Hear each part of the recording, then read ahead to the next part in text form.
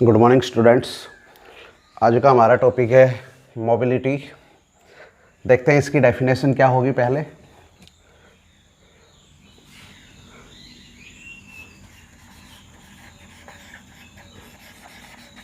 Mobility of charge carrier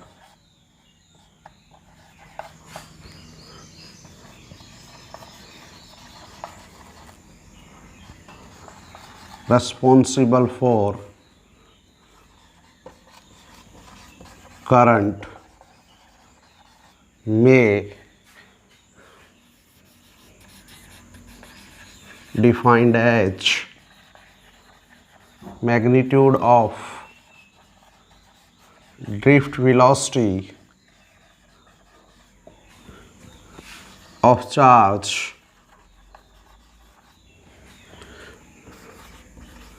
per unit electric field applied।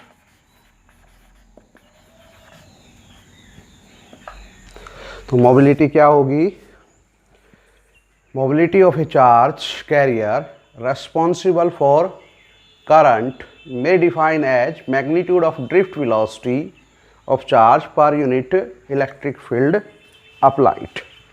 देखिए क्या होता है, ये कहना चाह रहा है कि चार्ज कैरियर की मोबिलिटी किसकी होती है? चार्ज कैरियर की। ये कहना चाह रहा है कि चार्ज कैरियर की मोबिलिटी जो कि करंट के लिए क्या है? रेस्पॉन्सिबल है।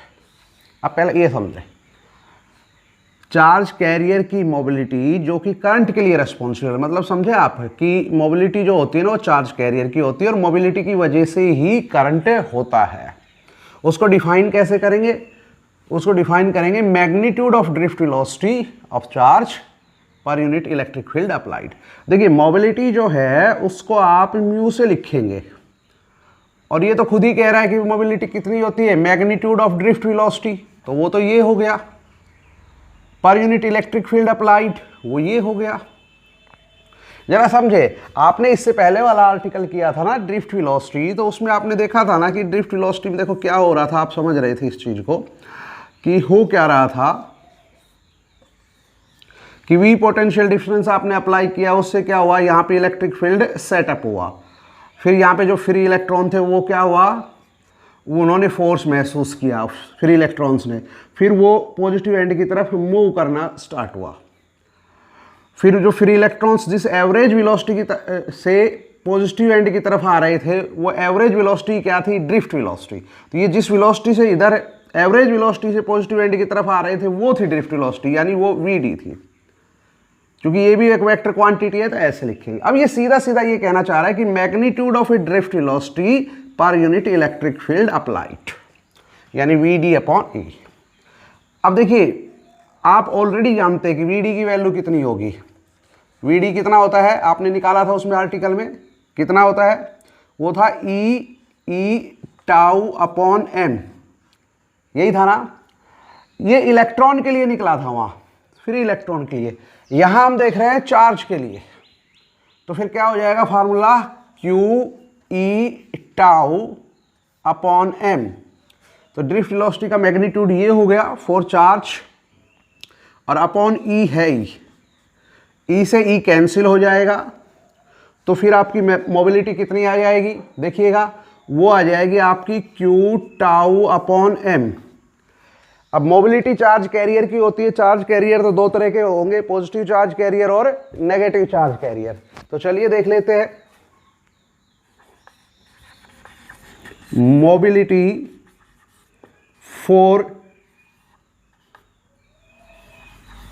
इलेक्ट्रॉन, मोबिलिटी फॉर इलेक्ट्रॉन, तो वो कितनी हो जाएगी? देखिए उसको लिखेंगे म्यू ई, और कितनी हो जाएगी?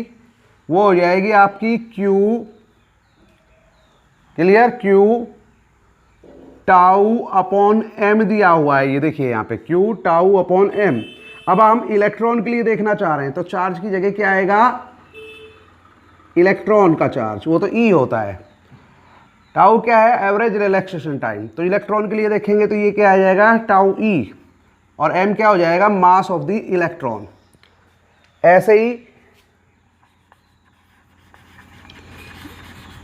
मोबिलिटी फॉर होल वो कितनी हो जाएगी, वो होगी म्यू एच, और कितनी हो जाएगी, अब होल जो होता है उसका चार्ज भी इलेक्ट्रॉन के बराबर ही होता है, तो E tau H upon M H, तो उसके लिए ये हो जाएगा। अब हमने देख ली मोबिलिटी फॉर इलेक्ट्रॉन ये है, मोबिलिटी फॉर होल ये है, यानी दोनों चार्ज जो है आपके कैरियर, पॉजिटिव चार्ज कैरियर और नेगेटिव चार्ज कैरियर, दोनों के लिए मोबिलिटी होती है। अब अगर कहीं पे दोनों है, होल भी और इलेक्ट्रॉन भी, तो होगा क्या, देखिए इलेक्ट्रॉन जिधर मूव करेंगे होल क्या करेंगे, उसके अपोजिट डायरेक्शन में मूव करेंगे, तो इलेक्ट्रॉन की वजह से भी करंट होगा और होल की वजह से भी करंट होगा। इलेक्ट्रॉन की वजह से करंट होता है वो कितना होता है, आई ई, और होल की वजह से होगा वो कितना होगा, आई एच, दोनों की वजह से करंट होगा। तो दोनों चार्ज कैरियर जो है वो डिफरेंट डायरेक्शन में यानी अपोजिट डायरेक्शन में मूव करते हैं और दोनों की वजह से ही करंट होता है। इलेक्ट्रॉन की वजह से आई ई, होल की वजह से आई एच होगा। लेकिन एक चीज ध्यान रखिएगा, मोबिलिटी जो है वो इलेक्ट्रॉन के लिए भी और होल के लिए भी, दोनों के लिए पॉजिटिव होगी।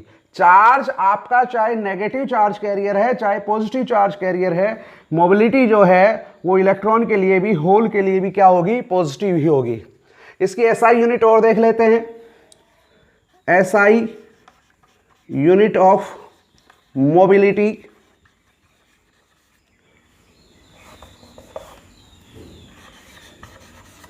वो कितनी होगी वो देखिएगा।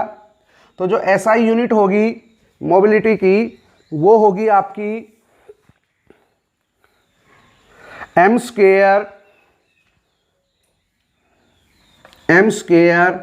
S minus one M square S minus one V minus one, यानी कितनी होगी, मीटर स्क्वेयर पर सेकेंड पर वोल्ट, या इसकी दूसरी यूनिट भी है। क्लियर, तो दूसरी यूनिट इसकी कितनी होगी वो देखिएगा। दूसरी यूनिट इसकी हो जाएगी आपकी पर सेकंड पर न्यूटन कूलम। तो जो मोबिलिटी होती है उसकी एसआई यूनिट क्या होगी, मीटर स्क्वायर पर सेकंड पर वोल्ट या पर सेकंड पर न्यूटन कूलम।